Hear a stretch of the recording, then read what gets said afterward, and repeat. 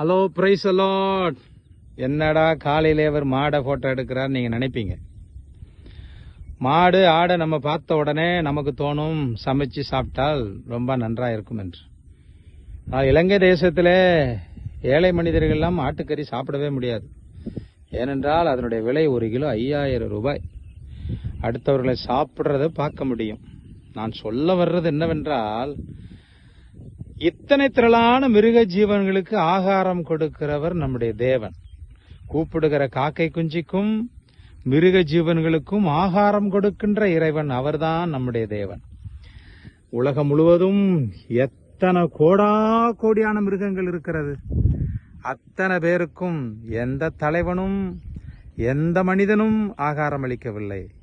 இறைவன் மட்டுமே அதற்கு ஆகாரம் அளிக்கிறார்.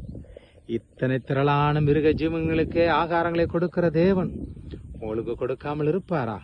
அவர் மேல் நம்பிக்கையாயிருங்கள், நீங்கள் பாக்கியவான்களா இருப்பீர்கள். God bless you.